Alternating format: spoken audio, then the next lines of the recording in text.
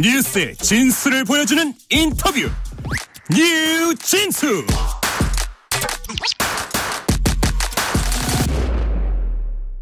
뉴스의 진수를 보여주는 인터뷰 뉴진수. 북한이 잇따른 미사일 발사와 포 사격에 이어서 이번에는 해상에서 전술 핵탑재 신형 순항 미사일을 쐈다고 주장하면서 연일 위협 수위를 높이고 있습니다. 또 대한민국을 제1의 적대국이자 주적으로 헌법에 명시해야 한다고 위협도 하고 있지요. 이번 총선에서 서울 구로을 출마를 공식화한 국민의힘 태영호 의원과 북한 현안과 또 정치 행보 함께 이야기 나눠보겠습니다. 의원님 안녕하십니까? 네, 안녕하세요. 자, 우선은 이 얘기부터 할게요. 네, 의원님께서 오늘 서울 구로을 출마 선언을 하셨지요. 몇 시간 전에 출마 선언 기자회견을 하셨더라고요. 뭐 현재는 강남 갑 지역구신데 이 지역이 아니라 구로을로 출마하시겠다고요. 구로을이 지금 그 민주당의 윤건영 의원인가요? 현역으로 계시지요. 이곳을 선택하신 이유는 뭔가요? 예. 그 이번 22대 총선을 앞두고 지난해 저희 당에서 인여한 혁신위원장을 이제 뭐 제도가 혁신위를 구성했는데 네네. 그때 혁신위에서 22대 총선에서 이기자면 당의 중진들과 또 인지도가 있는 이런 의원들이 좀 험지에서 민주당의 표를 좀 가져오는 이런 험지에 나가달라라는 요구가 있었거든요. 네네. 그래서 그때 당시 제가 그 요구를 받고 제일 먼저는 하태경 의원이 하고 두 번째로 저도 그러면 우리 강남갑 여기는 뭐 우리 당에서 양지로 꼽히는 곳인데 여기를 떠나서 험지에 선당 후사 백의 정권 하겠다. 그때 벌써 제가 이미 밝혔고 네네. 그리고 제가 많이 생각해 봤어요. 이게 어떤 곳을 험지라고 할 수 있을까 제 나름대로 그렇게 본다면 적어도 우리 당이 지난 3번의 총선에서 진 지역 그리고 지난 대통령 선거에서도 다른 데서는 많이 이겼지만 이재명 후보한테 진 지역 이렇게 제 나름대로 기준을 세워봤는데 구로울이 정말 힘든 지역이더라고요. 그 두 개 다 겹치나요? 네. 20여 년 동안 네. 저희 당이 한 번도 못 이겼고 지난 대선 때도 못 이겼고 네네. 그래서 나름대로 이런 정말 힘든 이런 격전지 중에 격전지라고 있는 데 가서 제가 한번 변화의 바람을 일으켜서 그 지역을 다시 탈환해 온다면 대단히 의미 있는 그런 일이 아닐까 제가 이렇게 생각해 보았습니다. 네. 아까 앞서서 뭐 중진 분들 또 인지도 있는 분들 네. 뭐 의원님은 초선이시니까 인지도 있는 분이라고 보고. 근데 제가 지난해 3월 8일 네. 우리 당 전당대회 때 최고위원으로 출마했거든요. 네네. 그때 총 8명이 나와가지고 마지막에 4명으로 컷오프 해가지고 이제 했는데 제가 최고위원으로 그때 예상치 않게 당선되고 예. 그 이후부터 자꾸 주변에서 인지도가 있는 사람은 좀 험지에 가서 좀 싸우는 게 낫지 않느냐 예. 이런 이야기를 해서 예. 당을 위해서 제 몸을 기꺼이 던졌고요. 지금 우리 당의 선거 전략은 요 한강을 따라가는 네. 한강 벨트를 공략하는 서진 전략입니다. 그러니까 강남을 기준으로 해가지고 인천 쪽을 향해서 바람을 부는. 예, 그래서 그런 견제에서 보면 뭐 어제 같은 경우에는 윤희숙 의원이 성동 갑에 이제 네네. 출사포를 던졌고 연이어 이제 바람이 불 겁니다. 동작에서는 뭐 나경원 의원, 영등포에서는 박민식 전 장관 네. 뭐 이러면서 지금 바람을 불어오려고 하는데 구로에서는 그럼 어떻게 하지? 이런 의문점이 있더라고요. 그래서 네. 저는 구로에서 한번 내가 깃발을 들고 네. 한번 바람을 일으켜보자 이런 생각에서 출마했습니다. 그러면 정든 강남갑은 어떻게 되는 거예요? 그 강남갑은 뭐 우리 보수세가 강한 지역이기 때문에 예. 저도 그렇고 지금까지는 여기가 전략 공천 지역이었습니다. 네네. 그래서 우리 당에 와서 새롭게 당을 위해서 기여할 수 있는 그런 신인 정치인들이 입문할 수 있는 이런 지역이기 때문에 아마 당 지도부에서 전략 공천할 것으로 저는 생각합니다. 네, 알겠습니다. 자, 그러면 일단은 북한 현안에 밝으시니까 이 얘기도 네. 나눠보고 일반 네. 정치 현안도 계속 말씀 이어가 볼게요. 북한이 지금 무력 도발을 올해 들어서 7번 했더라고요. 연초부터 연평도 인근에 포사격을 하고요. 뭐 고체 연료 추정 극초음속 미사일도 쏘고 해거래 시험에 어제는 잠수함 발사 전략 순항 미사일까지 했는데 도발에 동원되는 무기체계가 참 다양합니다. 그렇죠. 네. 이게 어떤 의도를 갖고 있다고 봐야 될까요? 그 우선 첫째로 이게 지금 북한이 노리는 것이 정치적인 의도냐 군사적인 의도냐 이걸 갈라봐야 된다고 저는 생각합니다. 네. 근데 많은 지금 전문가들과 평론가들은 군사적인 방면에다가 지금 방점을 두고 있어요. 방금 말씀하신 것처럼 무기를 실험하는 그런 각종 무기도 다양해지고 네네. 또 기술적인 발전도 보면 대단히 급상승하고 있습니다. 그런데 저는요. 오히려 이런 군사적인 측면보다도 저는 정치적으로 노리는 목적이 저는 더 크다 이렇게 생각합니다. 네. 왜냐하면요. 올해 들어와서 특별히 도발의 횟수가 많아졌죠. 아마 이제 총선이 나가면 더욱 도발 수위도 높아지고 횟수도 잦아질 것입니다. 예. 이게 왜냐하면 이게 북한이 흔히 쓰는 전통적인 패턴인데 총선을 앞두고 도발 수위를 높여서 우리 국민들에게 어떤 숙제를 안겨주려느냐 전쟁이냐 평화냐 이런 프레임을 딱 만들려고 합니다. 네네. 그러면 일반적으로 우리 국민들의 정서는요. 저렇게 북한에 자꾸 도발하고 매일 이거 뭐 미사일이 날아올랐다는 뉴스가 나오고 좀 대단히 불편해하고 시끄러워하죠. 그렇죠. 그런데 예. 이제 만약 여야 사이에 이제 총선이 하지 않겠습니까? 그러면 전쟁이나 뭐 평화나 이런 프레임으로 갈 거예요. 그러면 우리가 총선에서 이기면 김정은이가 조용해집니다라는 평화 프레임을 만드는 쪽으로 표가 갈 확률이 많거든요. 그래서 이건 대단히 정치적인 목적이다. 네네. 우리는 이 총선 미국의 대선을 노린 그래서 우리 국민들이 조금 더 각성해서 북한의 그런 전략적 의도를 파악하는 것이 저는 중요하다고 생각합니다. 조금 뭐 어려운 질문일 수 있겠습니다만 우리가 북한이 주장하는 기술력을 다 믿을 수는 없을 것 같습니다. 군 당국에서도 일부 과장된 측면하고 실제 기술 수준을 한미가 같이 분석하는 것 같은데 북한의 무기체계 기술 수준은 어디까지 왔다고 보면 되나 아니면 속도가 좀 빠른가요 예상보다? 최근에 와서 대단히 빨라지고 있어요. 네. 특히 우크라이나 전쟁을 기점으로 대단히 빨라지고 있습니다.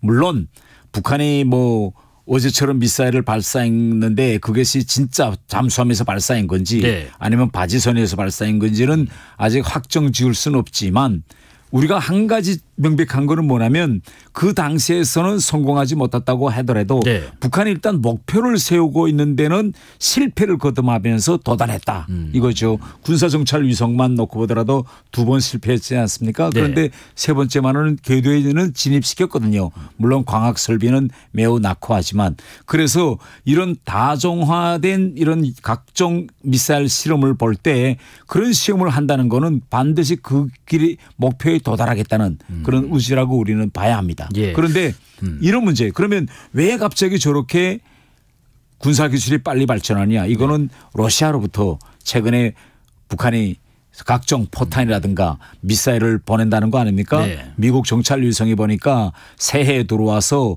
4월에 한 번꼴로 배가 간다고 해요.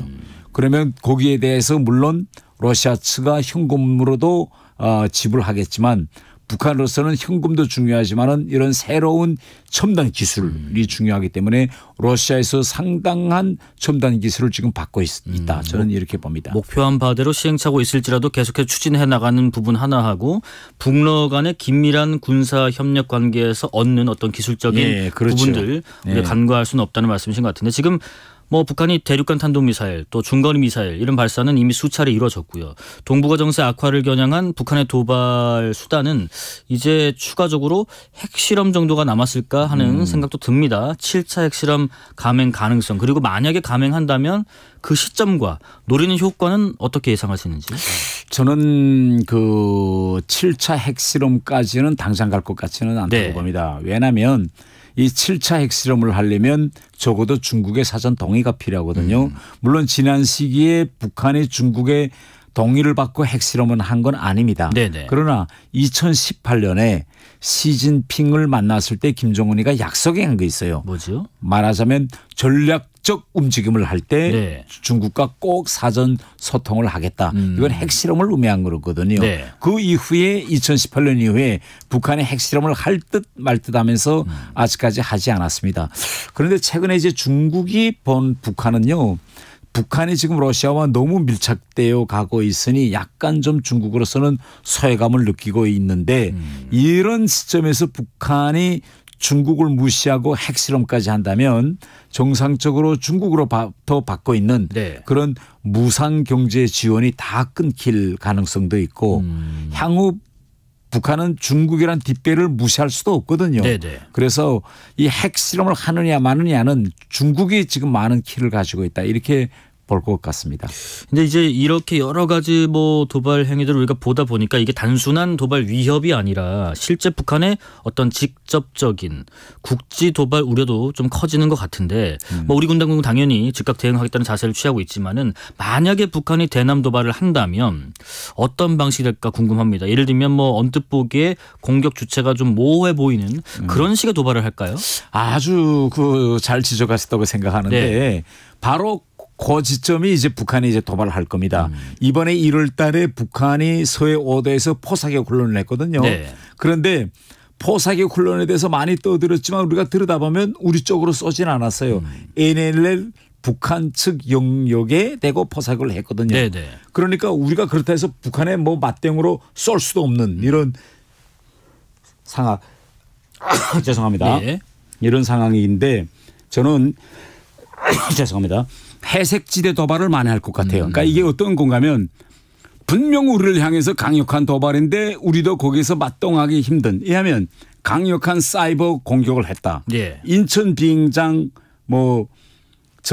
서버에 대해서 강력한 도발을 해서 비행기들이 교량되거나 뭐 연착륙 이게 여러 가지 지장을 받았다든지 네네. 아니면 우리의 뭐 큰 중요한 시설들의 서버를 마비시킨다든지. 네. 그다음에 지금 북한이 공중 핵 폭발 실험과 수중 핵 오래 시험을 얼마 전에 했어요. 네. 그런데 북한이 EMP탄 실험을 네네. 우리 휴전선으로부터 멀리 떨어진 데에서 했다면 우리가 영향이 안 받겠는데 휴전선 라인에서 한 40km 들어간 그 지점에서 공중에서 한 800 혹은 1000m 이상에서 EMP탄 폭발 실험을 했다면 전자기파탄 말씀하시는 그렇죠. 거죠? 네. 그러면 우리 수도권에 있는 많은 그런 이제 전자 시스템 장비가 결국은 영향을 받을 수밖에 없죠. 그러면 여기에 대해서 그러면 어떻게 할까 우리가. 북한은 자기 영역에서 정상적인 실험을 했다는 거고 우리는 물론 북한 영역에서 진행된 EMP탄 실험이지만 우리가 그로부터 엄청난 피해를 입었을 때 네네. 이렇게 매우 법률적으로 대응하기 힘든 이런 해석지대에서의 도발을 준비할 겁니다. 네. 북한이 또 최근에 남북 관계를 적대적인 두 교전국 관계로 정의를 했고 또 우리나라를 남조선이라거나 남측이라고 하지 않고 대한민국이라고 칭하면서 제1의 적대국이다. 이거를 또 헌법에 넣어야 된다. 이런 주장도 하고 있는 걸 봤을 때 총선을 앞두고 북한의 전술 변화가 이제 외교보다는 대립으로 가자는 건지 이게 어떤 방식으로 현실화될 거라고 보세요? 앞으로 북한은 남북 관계를 완전히 단절시키는 네. 그런 수순으로 갈 겁니다. 특수 관계를 부인했잖아요. 네. 그리고 우리 민족적 동질성도 부인하고 김정은 자체가 북한 주민들 앞에서 언제가 더 통일은 이루어질 수 없다. 통일 꿈을 접어라. 예. 이제는 국가 대 국가 관계로 간다라는 걸 선포했기 때문에 네네. 앞으로 이런 그저런 그 국가 대 국가 완전히 이제 갈라서는 그런 행보는 계속할 거고 네네. 우리가 알아야 될 거는 그러면 왜 북한이 이럴까라는 그 지점을 알아야 되는데 이걸 역으로 우리가 들여다보면 최근 북한에서 특히 젊은 세대를 중심으로 해서 네네. 우리 남한에 대한 선호, 동경, 이심이 대단히 높이 올라갔거든요. 한류가 들어가서 그들이 이제 의식 상태라든가 이걸 대단히 많이 변화를 일으켜 이후에 네네. 그래서 김정은은 어떻게 하면 한국과의 그 어떤 접촉과 교류를 끊고 북한 주민들 속에서 한국을 향한 그런 동경심 이걸 끊기해서 결국은 국가 대 국가 관계로 이거 반드시 만들 겁니다. 말씀하시니까 생각나네요. 최근에 북한 주민이 그 자유민주주의 정당을 창당했다가 뭐 결성했다가 뭐 적발되는 일도 있었고 그거를 또 북한 내부에 이렇게 소개를 해서 이런 일이 있었다라고 홍보도 하더라고요. 어떻게 북한에서 이렇게 자유민주주의를 주창하는 당을 따로 만들 수 있는가? 이건 어떤 움직임인가요? 실제 이야기하면 지난 시기에 그 극비밀리에 지하에서 이런 정치 단체를 결성하려는 결사체를 결성하려는 움직임은 여러 번 있었습니다. 제 가까운 친구도 결국은 이런 정치 결사체에 가입했는데 그때 당시 그 이름은 김일성 종합대학 독서 모임이었거든요. 네. 거기에 가입해서 실제 그 젊은 대학생들이 정당 강령 다 만들고 이렇게 했다가 들켜서 다 청살당한 적도 있었는데 그렇군요. 그럼에도 그때는 북한은 이걸 비밀에 붙이고 네. 주민들에게 알리지 않았습니다. 네네. 그런데 이번에 저도 그 동영상을 보고 그렇게 자유민주주의 정당을 결성했다가 잡혀서 결국은 다 그 사람들은 아마 다 총살됐을 거예요.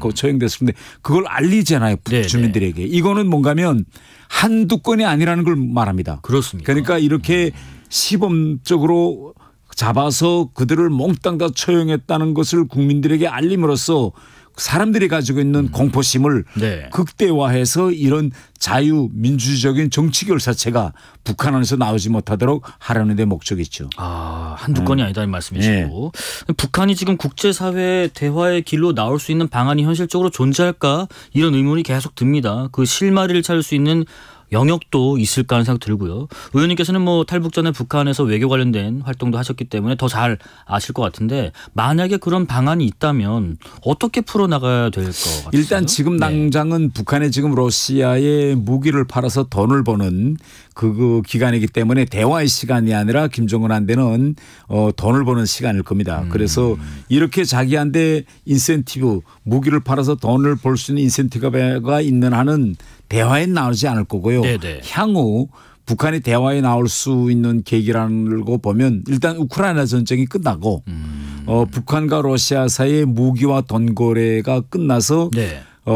북한이 새로운 그 어떤 돈과 경제를 살릴 수단이 없어질 때 또 대북 제재가 강화되고 있을 때 이제 대화에 나올 겁니다. 네네. 그럼에도 불구하고 우리 정부는 한쪽으로는 힘에 의한 평화 한미동맹 억제력을 강화하면서 네. 또 다른 쪽에는 북한에는 김정은 정권만 있는 것이 아니라 북한 주민들도 있거든요. 그렇죠. 그래서 북한 주민들을 향해서 끊임없이 우리 대한민국이 정말 힘들게 살고 있는 북한 주민들을 도와줄 그런 준비가 되어 있다는 메시지도 끊임없이 내보내는 것이 아주 중요하다고 생각합니다. 또 하나 북한 내부의 움직임 중에 좀 의아하다 싶은 부분이요. 최근에 북한에서 지역에 생활 필수품조차 제대로 공급하지 못하고 있다라고 하면서 중대 정치 현안이다 이렇게 언급했다는 사실을 조선중앙통신이 보도를 했는데 북한의 뭐 배급 체계가 무너졌다라는 게 우리 인식으로는 뭐 어제 오늘 일이 아닌데 이렇게 김정은이 발언을 공개적으로 하는 이유는 뭘까요?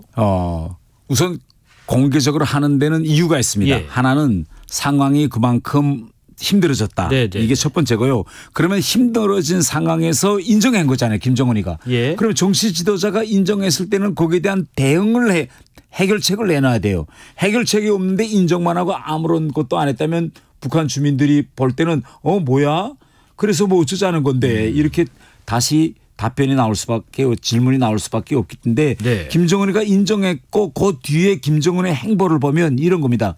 생활 필수품 없어서 정말 죄송합니다. 그래서 휴전선에 있는 군부대들까지 동원해서 공장 지을게요. 뭐 그다음에 평양시와 지방사의 격차 심한 거 정말 죄송합니다. 이제부터 제가 해결하겠습니다. 이 이야기는 네네. 지금까지 김정은의 주머니에 돈이 없었는데 주머니에 돈이 좀 생겼다는 겁니다. 바로 우크라이나 전쟁을 통해서 러시아에 무기를 팔아서 돈을 벌었기 때문에 네. 근데 지금 북한 주민들은요 얼마나 많은 양의 무기가 넘어갔고 돈을 얼마나 김정은 정권이 받았는지 누구도 모릅니다. 이거 예. 공개도 안 하니까 네네. 김정은만 알고 있죠. 얼마나 정도의 돈이 들어왔으니까 약간 그중에서 일부를 주민들에게 풀어서 생색을 낼 겁니다. 그런데 북한 주민들이 바라보는 입장에는 북한은 정보 공유가 안 되기 때문에 아니 어떻게 갑자기 뭐 이렇게 뭐 배급을 주지 쌀이 없었는데 이러면서 다시 현 국민들의 그런 어려움을 이용해서 다시 자기 우상화에 이용해버리는 이런 구체적인 그 정치적인 그런 계산이 깔려 있죠. 촘촘한 플랜을 짜고 있는 것 같긴 합니다. 네. 자, 다시 이제 우리 국내 정치 현안 얘기 짧게 나눠보고 마무리해 보겠습니다. 지금 의원님께서는 최근에 그 김건희 여사 논란 관련해서 이제 사안의 핵심이라 할 수 있는 내용적 측면에서 그러니까 예를 들면 수수의 적절성에 대해서 뭐 어떻게 대응할지 그리고 형식적 측면에서 뭐 공개 의도를 동시에 지적을 하셨던데 우선은 대통령 사과가 필요한 사안이라고 보시는지 궁금합니다. 그 초점에 대해서는 저희 당에서 최근 입장을 밝혔는데 제가 언론 보도를 보니까 대통령실에서 지금 준비를 하고 있다. 이렇게 오늘도 또 언론에 나와서 저는 총선이 다가오고 있기 때문에 대통령실에서 그에 대한 문제 의식을 하고 있고 그에 대해서 대응을 할 거다. 네. 이렇게 생각하고 있는데 제가 지금 이 문제와 관련해서 그건 뭐 대통령실에서 할 부분이고 네네. 이 문제와 관련해서 지금 결국은 정치적 의도를 가진 몰카 취재 이거 함정이 아닙니까? 그런데 일반적으로 우리가 진영간의 그런 논리에서 뭐 몰카 취재를 해가지고 뭐 우리 상대 진영을 정말 힘들게 함정에 빠뜨리려는 이런 행위라면 네. 뭐 지난 시기에 우리가 저 총선 때도 그 확증되지 않은 가짜 뉴스를 퍼뜨리고 이런 건데 이번 사건은 조금 특이한 게 뭔가면 그렇게 몰카 취재하고 함정했던 그 인사 최재형 목사라는 인사가 대단히 친북 인사입니다. 예. 그분이 보인 모든 행보와 언행은요. 이거는 단순한 서로 진영 간의 싸움이 아니라 이분의 모든 언행은 대단히 종북적이고 지어 목사라는 그런 타이틀에도 맞지 않는 그런 이제 행위를 했다. 그래서 저는요. 우리 국민들이 이걸 단순한 뭐 몰카 함정 취재라는 보다도 그런 행위를 한 그 최재형 목사의 그런 정체가 무엇이냐. 그러면 이걸 통해서 얻으려는 것이 뭐냐면 결국은 윤석열 정부를 흔들어서 북한에 강경한 대응을 하고 있는 이런 정권을 흔들고 북한의 입맛에 맞는 네. 그런 정권을 만들기 위한 그런 총선용 저는 이거 몰카 취재 함정 취재다. 저는 이런 점을 오늘 좀 말씀드리고 싶습니다. 어떤 뭐 사과 여부 이런 것들은 대통령실에서 결정할 부분인 것 같고 저는 중요한 믿고 거는 예. 다른 예. 부분이다. 본질을 보자 이런 말씀이신 예. 것 같습니다. 시간 관계상 좀 마무리 질문 좀 드려볼게요. 예. 지난 4년 동안에 그 대한민국 정치 한복판 직접 경험을 예. 하셨죠. 가장 기억에 남는 장면 또 그 이유도 같이 한번 들어보고 싶습니다. 네. 지금 우리 국민들 속에서 양당이 지금 정쟁만 계속하고 있고 네. 민생을 돌보지 않고 이래 돼서 정치에 대한 염증 혐오감이 대단히 좀 높더라고요. 물론 그 점에 대해서는 저는 정확히 받아들이는데 네. 단 너무나 권위주의적인 이런 북한과 같은 시스템과 문화에서 살다가 온 저로서는 예. 이 국회에서 정말 여야가 치열하게 논쟁을 벌이고 그다음에 그 정책적 대안을 마련해 가고 이런 데 대해서는 저는 대단히 이제 긍정적으로 저는 평가하고 있고 네네. 제가 지난 4년간의 그 우정 생활을 마지막으로 돌이켜 보면서 한마디 하고 싶은 거는 이런 겁니다. 북한을 향해서 북한의 기득권층과 엘리트층의 마음을 흔드는 데서 내가 얼마나 많은 일을 했을까 네. 이런 걸 많이 제가 생각하거든요. 왜냐면요. 우리 대한민국이 북한보다 잘 살고 대한민국이 자유롭고 민주화된 사회라는 건 이제 북한 기득권층과 엘리트층이 다 압니다. 단 그들이 우려하고 걱정하는 부분은 뭔가면 앞으로 자유민주주의 체제로 통일됐을 때 네. 북한에서 정말 기득권층에 있던 그들이 기득권층으로부터 결국은 2등 국민, 3등 국민으로 내려오지 않을까. 네. 정말 달라진 문화와 정치 체제에 그들이 적응할 수 있을까 없을까. 이에 대한 자신감이 없어합니다. 예, 제가 영국에 있을 때 많은 이제 간부들과 엘리트층이 영국에 왔다 갈 때 보면 너무나 세계는 다 발전했고 소득도 높고 과연 통일이 됐을 때 이런 새로운 환경에 적응할 수 있을까. 여기에 대한 걱정이 많은데 제가 좀 우정활동도 잘하고 네네. 성공한 정치인으로서 제가 앞으로 계속 그들에게 보여주고 싶은 목적은 괜찮아. 앞으로 통일이 되고 서로 다른 문화와 또 서로 다른 말투와 그다음에 체제에 적응하지 못한 이런 사람들이라도 사람이 하게 달렸다. 다 적응할 수 있고 열심히만 하면 또 새로운 기회가 열리는 게 자유민주주의 대한민국 시스템이다. 제발 걱정하지 말고 우리 같이 한 지붕에서 살자. 이런 메시지를 주는 데서 제가 좀 창구적인 역할 네. 이런 걸 하고 싶습니다. 알겠습니다. 여기까지 말씀 듣고요. 하여튼 뭐 이번 총선에 구로을 험지 출마 선언하신 태영 의원님 4월 10일 총선 이후에 재선 의원으로 뵐지 아니면 다른 역할론을 뵐지 잘 지켜보겠습니다. 지금까지 태영호 국민의힘 의원이었습니다. 고맙습니다. 예, 감사합니다. 실시간 교통정보 알아보겠습니다. 교통정보센터 김민혜 씨 나와주세요.